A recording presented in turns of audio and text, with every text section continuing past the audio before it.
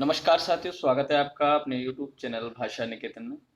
साथियों, हम बात करेंगे वस्तुनिष्ठ हिंदी डॉक्टर पूर्णचंद टंडन और डॉक्टर मनीष शर्मा की जो पुस्तक है, उसमें हमने आपका जो पहला जो अध्याय है आदिकालीन साहित्य, रचनाएं, रचनाकार एवं अन्य पक्ष, तो उस पर हमने चर्चा की और पहला भाग आपको हमने दिया। और उसके बाद हम आज दूसरे भाग पर चर्चा करेंगे और उसमें लगभग 50 से ऊपर ही कुछ प्रश्न हैं, उन सब पर बारीकी से चर्चा करेंगे।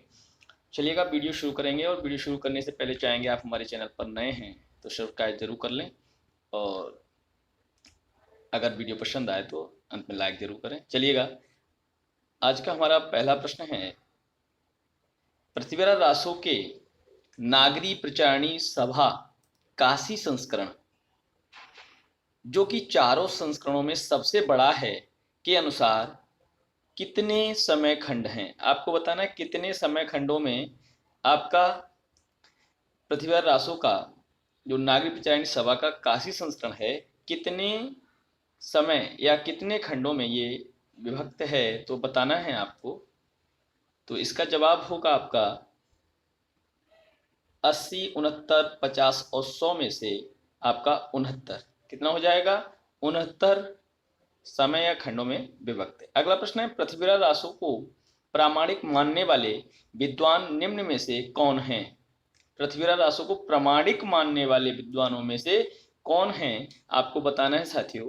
तो इसमें आपका ऑप्शन हो जाएगा आचार्य रामचंद्र शुक्ल, डॉक्टर बूलर, डॉक्टर श्याम सुंदर दास और मुंशी देवीदास में से आपका हो जाएगा डॉक्टर श्याम सुंदर दास। अगला प्रश्न है, पृथ्वीराज रासो को सर्वथा अप्रामाणिक मानने वाले विद्वान हैं। पृथ्वीराज रासो को अप्रामाणिक किसने माना है साथियों? तो आपको बता देना है, इनमें है मिश्रबंधु, कर्नल टाड, हीराचंद ओझा या रामचंद्र शुक्ल। तो साथियों, रामचंद्र शुक्ल ने पृथ्वीराज रासो को सर्वथा अप्रामाणिक माना है। अगला प्रश्न है आपका, आचार्य रामचंद्र शुक्ल के अनुसार हिंदी के प्रथम महाकवि कौन है? आचार्य रामचंद्र शुक्ल के अनुसार हिंदी के प्रथम महाकवि आपको बताने हैं विद्यापति, चंद्रबरदाई, अमीर खुसरो या आपके जगनिक। तो आपको बताने हैं इसमें से कौन से हो जाएंगे। तो ये आपके हो जाएंगे चंद्रबरदाई। चंद्रबरदाई आचार्य रामचंद्र शुक्ल के अनुसार हिंदी के प्रथम महाकवि हैं। चलिए देखते हैं, अब अगले प्रश्न है कुछ। अगला प्रश्न हमारा, आचार्य रामचंद्र शुक्ल ने के अनुसार हिंदी का प्रथम महाकाव्य कौन सा है? आचार्य रामचंद्र शुक्ल के अनुसार हिंदी का प्रथम महाकाव्य कौन सा है? पृथ्वीराज रासो, बीसलदेव रासो, परमार रासो या खुमान रासो? आचार्य रामचंद्र शुक्ल के अनुसार आपको इन सभी में से बताना है। तो साथियों, उनके अनुसार है पृथ्वीराज रासो। अगला है, रणमल छंद का काव्य के रचयिता कौन है? रणमल छंद काव्य के रचयिता कौन है? श्रीधर, अमीर खुसरो, विद्यापति या चंद्रबरदाई? आप बताएं मित्रों, इसमें से कौन सा होगा? तो साथियों, रणमल छंद काव्य के रचयिता हैं श्रीधर। कौन है? श्रीधर, याद रखिएगा, श्रीधर। अगला प्रश्न है, जयचंद प्रकाश की रचना निम्नलिखित में से किस कवि ने की? जयचंद प्रकाश किसकी रचना है, बताना है आपको। जयचंद प्रकाश। तो साथियों, जयचंद प्रकाश मधुकर कवि, भट्ट केदार, विद्यापति या अमीर खुसरो में से भट्ट केदार की है जयचंद प्रकाश। अगला प्रश्न है आपका, पुरुष कहानी हों कहो जसु पत्थावे पुन्नु, ये जो पंक्तियां हैं किसकी हैं? पुरुष कहानी हों कहो जसु पत्थावे पुन्नु, ये किसकी हैं? अमीर खुसरो की, विद्यापति की, भट्ट केदार की या मधुकर कवि की? तो साथियों, बता देना है आपको किसकी हैं ये। तो ये है आपकी पुरुष कहानी हो कहो जस पत्था वे पुन्नु, विद्यापति, विद्यापति की ये आपकी क्या है? पंक्तियां हैं। चलिए देखते हैं हम अब अगला प्रश्न। अगला प्रश्न हमारा, आध्यात्मिक रंग के चश्मे आजकल बहुत सस्ते हो गए हैं। आध्यात्मिक रंग के चश्मे आजकल बहुत सस्ते हो गए हैं, उन्हें चढ़ाकर जैसे कुछ लोगों ने गीत गोविंद के पदों को आध्यात्मिक संकेत बताया है, वैसे ही विद्यापति के इन पदों को भी ये पंक्तियां जो दी हैं वो किसकी हैं? हजारी प्रसाद द्विवेदी, नामवर सिंह, रामचंद्र शुक्ल या डॉक्टर नगेंद्र? तो आपको बताना है इनमें से कौन सी किसकी पंक्तियां ये। तो इसमें है ये रामचंद्र शुक्ल की पंक्तियां हैं कि आध्यात्म रंग के चश्मे आजकल बहुत सस्ते हो गए। ये अगर कहीं पंक्ति आए तो आप रामचंद्र शुक्ल को लगाएंगे। अगला है 12 बरस लो कुकर जीवे और 13 लो जिये सियार और बरस 18 छत्री जीवे आगे जीवन को धिक्का। ये किसकी पंक्तियां हैं? विद्यापति की, अमीर खुसरो की, दलपति विजय की या जगनिक की? आपको बता देना इनमें से कौन सी हो जाएंगी। तो ये जो पंक्तियां हैं आगे जीवन को धिक्कार, तो ये जगनिक वाली हैं, जगनिक की पंक्तियां हैं। अगला आपका प्रश्न है, अगला है साहित्य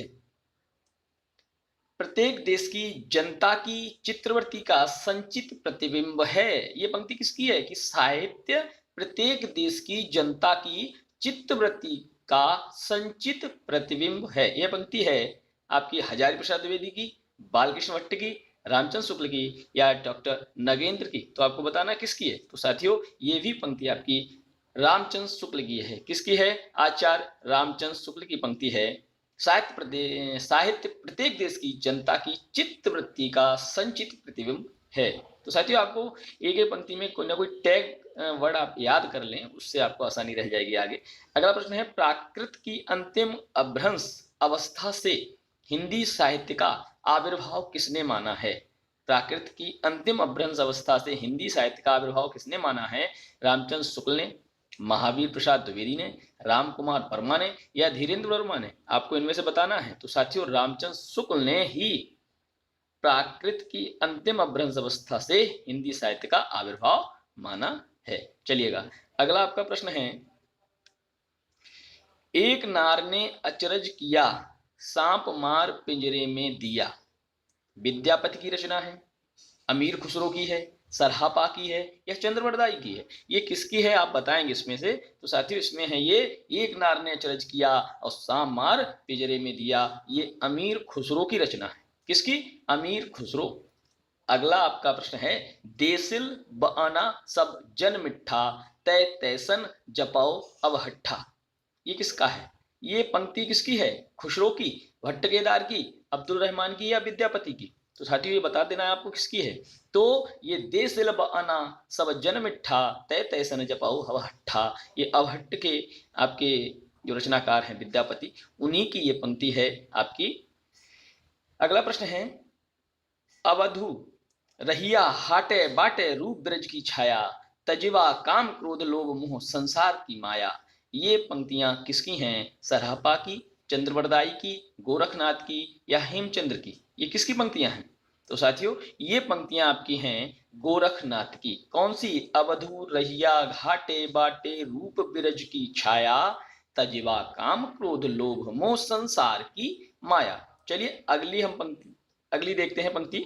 इसमें अगला प्रश्न है, भल्ला हुआ जू मारिया बहिणी महारा कंतु और लज्जे जं तू बयंसी हो जय भग्गा घरु अंतु। ये किसकी पंक्ति है? हेमचंद्र की, डोम्बिपा की, लुइपा की या सरहापा की? आपको बताना है इसमें कौन सी हैं। ये हेमचंद्र की पंक्ति हैं कि भल्ला हुआ जू मारिया बहिणी महारा कंतु और तज्जे जे तू बयंसी हो जय भग्गा घरु अंतु। अगला आपकी पंक्ति है और ये प्रश्न है, पुस्तक जल्लड़ हाथ दे चली गज्जन निरपकाज। किसकी पंक्ति है? विद्याधर की, नरपति नाला की, अमीर खुसरो की या चंद्रवरदाई की? पुस्तक जल हड़ हाथ दे चली गज्जन निरपकाज किसकी पंक्ति है? ये साथियों पंक्ति है चंद्रवरदाई की। किसकी? चंद्रवरदाई। और अगला प्रश्न है, गोरखनाथ के गुरु का नाम क्या था? गोरखनाथ के गुरु का नाम क्या था? तो साथियों नागार्जुन, मत्स्येंद्रनाथ, सत्यनाथ या भीमनाथ? तो मत्स्येंद्रनाथ था गोरखनाथ के गुरु का नाम, मत्स्येंद्रनाथ। चलिए देखते हैं अगला प्रश्न है आपका, 84 सिद्धों में बहुत से कछुए चमार, धोबी, डोम, कहार, लकड़हारे, दर्जी तथा बहुत से शूद्र कहे जाने वाले लोग थे, अतः जाति पांत के खंडन तो वे आप ही थे। ये पंक्तियां किसकी हैं? हजारी प्रसाद द्विवेदी की, धीरेन्द्र वर्मा की, रामचंद्र शुक्ल या परशुराम चतुर्वेदी की? किसकी ये पंक्तियां हैं? आज 84 सिद्धों में बहुत से कछुए, चमार इत्यादि ये जो शब्द हैं इन पंक्तियों में वो किसके हैं? 84 सिद्धों में बहुत से कछुए, ये पंक्ति आप बस याद कर लें। उसके बाद आपको बस बता देना है रचनाकार इन पंक्तियों के कौन हैं, तो याद कर लेना है रामचंद्र शुक्ल जी की ये पंक्तियां हैं। अगला है जहि मन पवन न संचरई रवि शशि नाहि पवेश तहि बट चित्त विषाम करु सरहे कहिय उवेश। पंक्तियां किसकी हैं? लोईपा की, गोरखनाथ की, विद्यापति की, सरहपा की। ये पंक्तियां किसकी हैं? तो साथियों ये जो पंक्तियां हैं ये आपकी सरहपा की। किसकी? सरहपा की। चलिएगा अगला आपकी अगली पंक्तियां हैं पहले जैसे गाथा या गाहा कहने से प्राकृत का बोध होता था, वैसे ही पीछे दोहा या दूहा कहने से अपभ्रंश या लोक प्रचलित काव्य भाषा का बोध होने लगा। पंक्तियां किसकी हैं? आपको बताना ये पंक्तियां किसकी हैं। तो ये पंक्तियां हैं साथियों रामकुमार वर्मा की, रामचंद्र शुक्ल की, हजारी प्रसाद द्विवेदी की या नामवर सिंह की। किसकी हैं? तो साथियों ये जो पंक्तियां हैं वो है रामचंद्र शुक्ल की। कौन सी?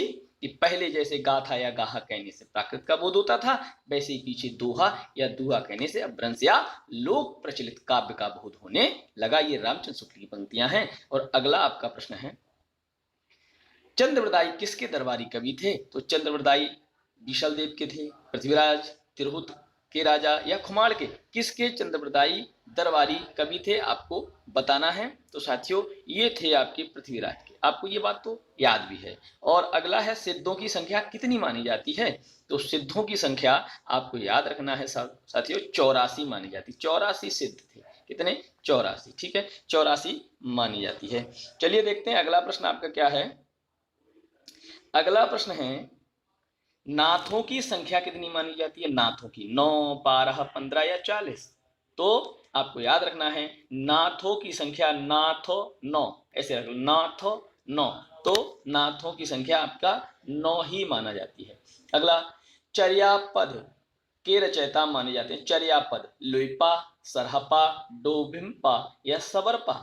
चर्यापद के रचनाकार कौन है? तो साथियों चर्यापद के रचनाकार हैं वो है सवरपा। कौन है? सवरपा। अगला प्रश्न है जिस समय मुसलमान भारत में आए थे उस समय सच्चे धर्म भाव का बहुत कुछ ह्रास हो चुका था। परिवर्तन के लिए बहुत बड़े धक्कों की आवश्यकता थी। ये पंक्तियां किस आलोचक की हैं?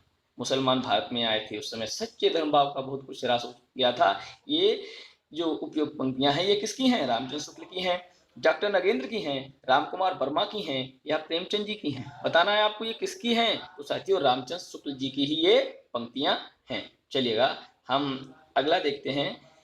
अगला प्रश्न है आपका रामचंद्र शुक्ल का हिंदी साहित्य का इतिहास। प्रथमतः हिंदी शब्द सागर, हिंदी साहित्य का इतिहास, रामचंद्र शुक्ल का हिंदी साहित्य का इतिहास प्रथमतः हिंदी शब्द सागर की भूमिका में किस शीर्षक से प्रकाशित हुआ था? किस शीर्षक से यह प्रकाशित हुआ था? हिंदी साहित्य का इतिहास, हिंदी साहित्य की भूमिका, हिंदी साहित्य का विकास या साहित्य सहचर। ये किस नाम से प्रकाशित हुआ था? तो ये हुआ था हिंदी साहित्य का विकास।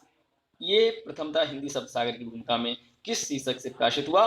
हिंदी साहित्य का इतिहास, हिंदी साहित्य का विकास से। ठीक है साथियों अगला प्रश्न है हिंदू समाज में नीची से नीची समझी जाने वाली जाति भी अपने से नीची एक और जाति ढूंढ लेती है। इस पंक्ति के रचयिता कौन हैं? रामचंद्र शुक्ल जी हैं, माता प्रसाद गुप्त जी हैं, शशिनाथ झा जी हैं या हजारी प्रसाद द्विवेदी जी। कौन है आप बताइएगा इसमें से। तो इसमें से आपका उत्तर हो जाएगा हजारी प्रसाद द्विवेदी जी जो हैं वो ये कहते हैं कि हिंदू समाज में नीची से नीची समझी जाने वाली जाति भी अपने से नीची एक और जाति ढूंढ लेती है। तो चलिएगा अगला आपका प्रश्न है हिंदी काव्यधारा काव्य के रचयिता निम्न में से कौन है? हिंदी काव्यधारा काव्य के रचयिता निम्न में से कौन है? रामविलास शर्मा, राहुल सांकृत्यायन, उदय भानु सिंह या डॉक्टर रमेश गौतम। कौन है आपको बताना है। तो साथियों हिंदी काव्यधारा काव्य के रचयिता इनमें से आपके कौन हैं? तो आपको याद रखना है इनमें से आपके हो जाएंगे राहुल सांकृत्यायन। कौन है? राहुल सांकृत्यायन आपके इसमें से हो जाएंगे। तो चलिए हम देखते हैं अगला आपका प्रश्न है कयमास बध प्रसंग किस रचना के अंतर्गत आता है? कयमास बध प्रसंग किस रचना के अंतर्गत आता है? पृथ्वीराज रासो, बीसलदेव रासो, परमाल रासो या खुमार रासो, तो साथियों इनमें से आपको बता देना है। तो यह हो जाएगा कय मास बद आता है पृथ्वीराज रासो के अंतर्गत। मनहु कला सस भान कला 1600 बन्य, किस रासो ग्रंथ की पंक्ति हैं? बीसलदेव रासो की, पृथ्वीराज रासो की, खुमार रासो की या परमाल रासो की? तो साथियों ये जो पंक्तियां हैं वो आपकी हैं पृथ्वीराज रासो की। मनहु कला ससुभान कला 1600 बन्य, तो पृथ्वीराज रासो की पंक्ति है। पद्मावती समय किस ग्रंथ का एक भाग है? पद्मावत का, रणमल्ल छंद का, पृथ्वीराज रासो का या परमाल रासो का? पद्मावती समय, तो ये किस ग्रंथ का एक भाग है? तो साथियों ये पृथ्वीराज रासो का है। पद्मावती समय जो है पृथ्वीराज रासो में भी एक भाग है। ठीक है, अगला आपका प्रश्न है, अपनी पहेलियों और मुकरियों के लिए प्रसिद्ध कवि कौन हुए हैं? विद्यापति, हेमचंद, सवरपा या अमीर खुसरो? ये तो बहुत ही सरल है, आपको आना भी चाहिए। अमीर खुसरो मुकरियों और पहेलियों के लिए बहुत ही प्रसिद्ध सुप्रसिद्ध कवि हुए हैं। अगला आपका प्रश्न है, मैथिल कोकिल के नाम से कौन जाना जाता है? मैथिली कवि कौन सबसे ज्यादा जो प्रसिद्ध हैं? अमीर खुसरो, गोरखनाथ, श्रीधर या विद्यापति? तो साथियों इसमें से आपको बता देना है। तो विद्यापति हैं मैथिल कवि माने जाते हैं। चलिएगा, अगला आपका प्रश्न है, आदिकाल में खड़ी बोली को काल की भाषा बनाने वाले प्रथम कवि थे। खड़ी बोली को काल की भाषा बनाने वाले प्रथम कवि कौन थे? मधुकर कवि थे, अब्दुल रहमान जी थे, विद्यापति या अमीर खुसरो? आपको आदिकाल में खड़ी बोली वो काल की भाषा है ना, तो इसमें आपका बता देना है 86वें क्वेश्चन का क्या है? अब्दुल रहमान, विद्यापति, अमीर खुसरो या मधुकर कवि? तो साथियों ये हो जाएंगे अमीर खुसरो। अगला है, ढोला मारू रा दूहा की नायिका का क्या नाम है? ढोला मारू या दूहा की नायिका का क्या नाम है? साथियों इनमें से बताना है, ढोला मारू रा दूहा, दमयंती, मारवाड़ी, शकुंतला या राधा? इनमें से कौन होंगी आपको बताना है। तो मारवाड़ी जो हैं ढूला मारू रा दूहा की नायिका है। चलिएगा, अगला प्रश्न देखते हैं साथियों। अगला प्रश्न है हमारा, बीसलदेव रासो की नायिका का क्या नाम है? बीसलदेव रासो की नायिका का क्या नाम है? पद्मावती, दुर्गावती, राजमती या मारवाड़ी? है ना, तो आपको मारवाड़ी है ना, तो आपको बताना है इनमें बीसलदेव रासो की नायिका कौन है? तो ये साथियों हैं राजमती। कौन है? राजमती बीसलदेव रासो की नायिका है। अब है, रेवंतगिरी रास ग्रंथ के रचयिता का क्या नाम है? रेवंतगिरी रास ये किसका है? आपको बता देना है, बताइएगा रेवंतगिरी रास किसका है? तो साथियों ये है आपका सुमतिगण, विजय सेन सूरी, गोरखनाथ हेमचंद। तो ये हैं आपके विजय सेन सूरी का है रेवंतगिरी रास। गोरखवाणी किस आलोचक का संपादित ग्रंथ है? गोरखवाणी किस आलोचक का संपादित ग्रंथ है? डॉक्टर वड़कथवाल, परशुराम चतुर्वेदी, हजारी प्रसाद द्विवेदी या राहुल सांकृत्यायन? गोरखवाणी किसका है? गोरखवाणी, तो साथियों गोरखवाणी जो है वो है डॉक्टर वड़कथवाल का। ठीक है, अगला है, अभियंतर की त्यागे माया दुवध्या मेट सहज में रहे, पंक्तियों के रचयिता कौन हैं? मत्स्येंद्रनाथ हैं, गोरखनाथ हैं, जोइंदू हैं या दामोदर शर्मा हैं? अभियंतर की त्यागे माया दुवध्या मेट सहज में रहे, तो ये किसकी हैं? ये तो साथियों हैं गोरखनाथ की। किसकी? गोरखनाथ की। चलिएगा, अब देखते हैं आगे। आगे आपका प्रश्न है, अपभ्रंश को प्राकृत भास कहा। अपभ्रंश को प्राकृताभास किसने कहा? हजारी प्रसाद द्विवेदी ने, नामवर सिंह ने, धीरेन्द्र वर्मा ने या रामचंद्र शुक्ल ने? अपभ्रंश को प्राकृताभास किसने कहा? हजारी प्रसाद द्विवेदी, नामवर सिंह, धीरेन्द्र वर्मा या रामचंद्र शुक्ल? बताइएगा। तो साथियों इसमें से हो जाएगा रामचंद्र शुक्ल ने अपभ्रंश को प्राकृताभास कहा। दोहा या दूहा, जिस प्रकार अपभ्रंश भाषा के संबंध है उसी प्रकार गाहा या गाथा संबंध किस भाषा से है? तो बताइएगा। पाली, हिंदी, प्राकृत या संस्कृत? तो आपको याद रखना है प्राकृत से है। ये किससे है? प्राकृत से। तो अगला प्रश्न है, गाथा सप्तशती की रचना किस भाषा में हुई है? गाथा सप्तशती की रचना जो हुई है किस भाषा की रचना है? आपको बताना है साथियों किस भाषा की रचना है गाथा सप्तशती। तो ये आपकी जो रचना है वो है संस्कृत की। किसकी? संस्कृत। किस विदेशी विद्वान ने हिंदी व्याकरण सबसे पहले लिखा? आपको बताना है इनमें से किस विदेशी विद्वान ने हिंदी व्याकरण सबसे पहले लिखा। तो Benjamin Schulz, Joshua Kettler, George Grierson या गार्सा द तासी। तो आपको बता देना है किसने लिखा। तो साथियों ये लिखा विदेशी विद्वान ने हिंदी व्याकरण जोशुआ केटलर। किसने लिखा है? जोशुआ केटलर ने हिंदी व्याकरण सबसे पहले लिखा। बात हिंदी व्याकरण की है, साहित्य की यहाँ नहीं है। चलिएगा अगला प्रश्न है आपका, विजयपाल रासो के रचयिता कौन है? विजयपाल रासो के रचयिता कौन है?